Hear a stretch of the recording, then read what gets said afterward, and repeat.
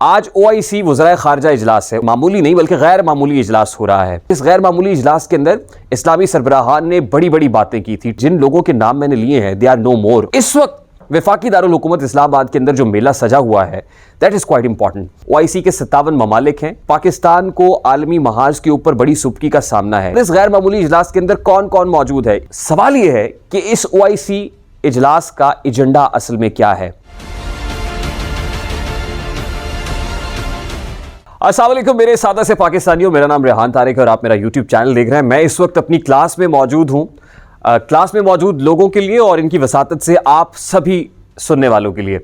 आज OIC वज़राए ख़ारजा इजलास है, 19 दिसंबर है और इस्लामाबाद में यानी पाकिस्तान के वफाकी दारुल हुकूमत में एक मेला सजा हुआ है। OIC वज़राए ख़ारजा इजलास at this point in time बड़ी अहमियत इख्तियार कर गया है और आप लोगों को ये जानना ज़रूरी है कि ये यूजुअल मीटिंग नहीं है, ये कोई यूजुअल इजलास नहीं है, मामूली नहीं बल्कि गैर मामूली इजलास हो रहा है। इससे पहले भी पाकिस्तान को ये एजाज़ हासिल है कि पाकिस्तान ने 12 OIC इजलासों की मेज़बानी की है। आपको याद होगा 1974 के अंदर OIC का सेकंड एक बड़ी लार्जेस्ट मीटिंग हुई थी, इस्लामी सरबराही कॉन्फ्रेंस के नाम से जानी जाती है, लाहौर शहर के अंदर, जिस शहर में इस वक्त हम मौजूद हैं। और इस्लामिक समिट मीनार के नाम से पंजाब असम्बली जिस जगह पर मौजूद है, बिल्कुल चेयरिंग क्रॉस के मकाम पर एक समिट मीनार उसकी याद में कायम किया गया था।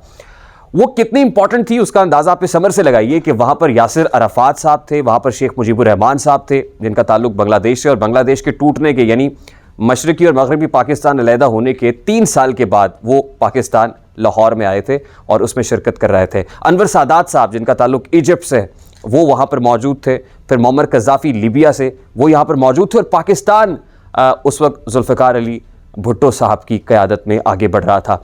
ये एक गैर मामूली इजलास था और इस गैर मामूली इजलास के अंदर इस्लामी सरबराहान ने बड़ी बड़ी बातें की थी। टॉल क्लेम्स भी थे कि हम अपनी करेंसी लेकर आएंगे, हम यूरोपीय यूनियन के मुकाबले में एक ऐसी तंजीम खड़ी करेंगे जो मुस्लिम ममालिक की तंजीम होगी। और ऑब्वियसली जब आप इतने टॉल क्लेम्स करते हैं तो जो मगरबी लॉबी है और मगरबी इस्टेब्लिशमेंट है, जो पावर ब्रोकर्स हैं, जो पावर कॉरिडोर्स हैं, ऑब्वियसली उनकी आंख में जचते नहीं हैं, उनको भाते नहीं। और आपने देखा कि जिन लोगों के नाम मैंने लिए हैं दे आर नो मोर, और उनके साथ क्या हुआ अल्टीमेटली, उनकी ज़िंदगियाँ कैसे छीन ली गई, सांसें कैसे छीन ली गई, यू नो वेरी वेल।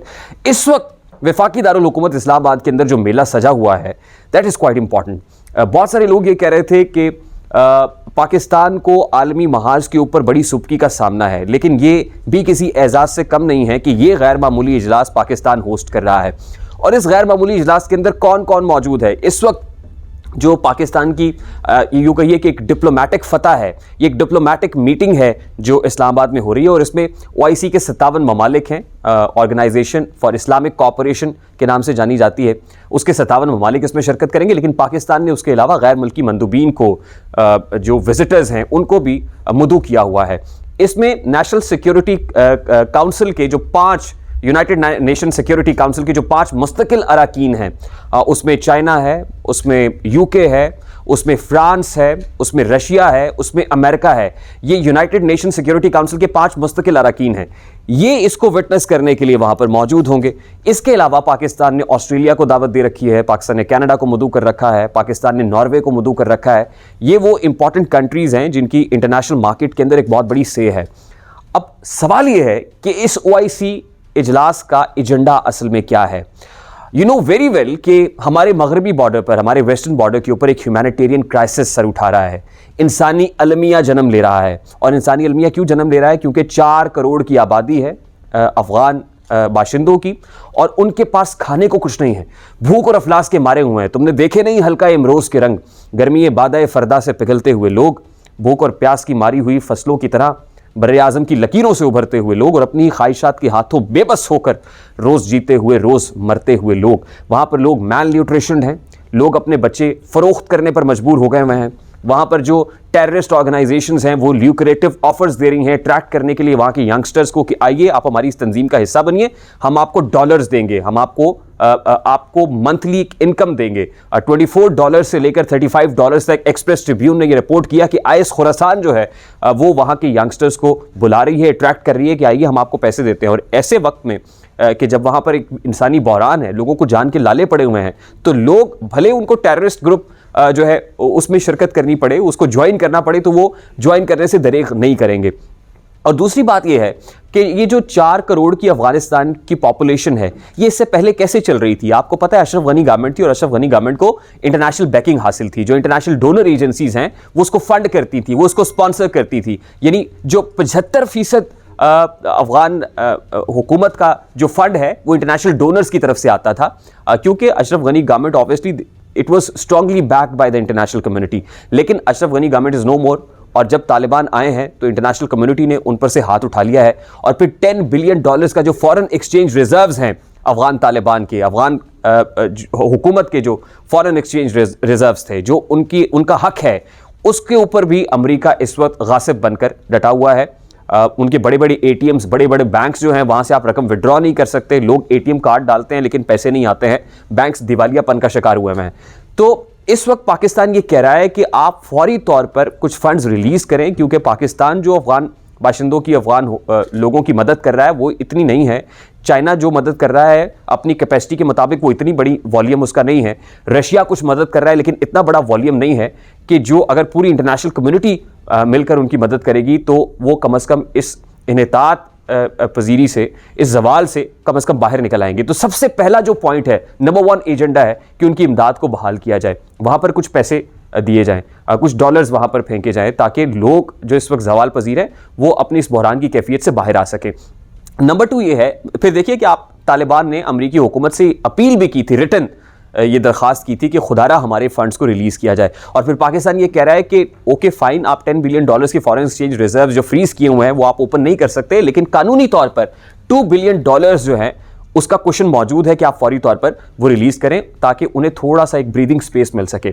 अच्छा, दूसरा प्रोमिनेंट एजेंडा क्या है? दूसरा प्रोमिनेंट एजेंडा ये है, जो तालिबान कह रहे हैं कि OIC के अंदर जो इस्लामी ममालिक मौजूद हैं, कम अज़ कम वो तो तालिबान गवर्नमेंट को एक्सेप्ट करें। अगर इंटरनेशनल कम्युनिटी नहीं कर रही तो कम अज़ कम इस्लामी ममालिक जो हैं वो ऐलान करें इस OIC वज़राए ख़ारजा इजलास के बाद कि हम तालिबान हुकूमत को तस्लीम करते हैं। एक बहुत बड़ा क्वेश्चन मार्क है कि क्या OIC की इतनी पसली है, इतना पोटेंशियल है, इतनी कैपेसिटी है कि इतना बड़ा ऐलान खुद कर सकें।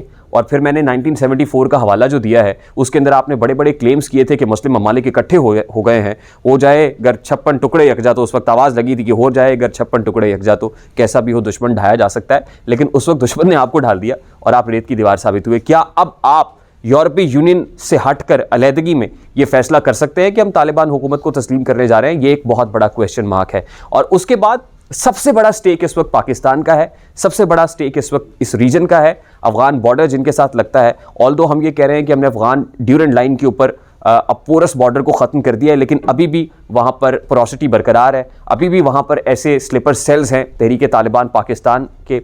IS को दोबारा से रिवाइव कर सकती है, रिएक्टिव हो सकती है। और फिर एक इंपॉर्टेंट बात मेरे सादा से पाकिस्तानियों वो ये है कि पिछले दिनों एक न्यूज़ फ्लैश की इंटरनेशनल मीडिया के ऊपर, और वो ये थी कि मौलवी फ़कीर मोहम्मद जो तहरीक तालिबान पाकिस्तान का कमांडर है, उसके कंपाउंड के ऊपर एक ड्रोन स्ट्राइक हुई है और वो ड्रोन स्ट्राइक पाकिस्तान ने की है, लेकिन पाकिस्तान सोर्सेज की तरफ से इसको कंफर्म नहीं किया गया। यानी एक नैरेटिव बिल्ड करने की कोशिश की जा रही है तहरीक तालिबान पाकिस्तान और पाकिस्तान के माबैन भी ऑब्वियसली एक कशीदगी पैदा करने की कोशिश की जा रही है। और हमारे सर पर एक ख़तरा मंडला रहा है कि अगर ये क्राइसिस जो है उस पर काबू ना पाया जा सका तो Tehreek Taliban Pakistan would be a bigger threat for Pakistan and Pakistani citizens. I hope कि OIC वज़राए ख़ारजा इन तमाम तर चैलेंजेस को ना सिर्फ एड्रेस करेगी बल्कि इन तमाम तर मुश्किलात का हल भी प्रपोज किया जाएगा। और एक इम्पॉर्टेंट दिन है पाकिस्तान के लिए आज। पाकिस्तान की इंटरनेशनली जो है वो एक्नॉलेजमेंट हो रही है और पूरी दुनिया की नज़रें इस वक्त मेरे सादा से पाकिस्तानियों पाकिस्तान पर लगी हुई हैं। आई होप कि इमरान खान गवर्नमेंट और ख़ास तौर पे शाह महमूद कुरैशी साहब जो हमारे फॉरेन मिनिस्टर हैं, they will come up with some strong resolution और सॉल्यूशंस कि जिससे अफगानिस्तान का इशू है वो रिजॉल्व होगा। और ना सिर्फ ये कि पाकिस्तान बल्कि रीजन के बहुत सारे कंट्रीज़ जो हैं वो सुख का सांस लेंगे। आई होप कि वीडियो आपको इन्फॉर्मेटिव लगी होगी। अगर इन्फॉर्मेटिव लगे तो लाइक कीजिएगा, और लाइक कर दें तो शेयर करना भी मत भूलिएगा। मुझे रेहान तारिक को इजाज़त दीजिए, अपना बहुत सारा ख्याल रखिएगा। अल्लाह हाफ़िज़।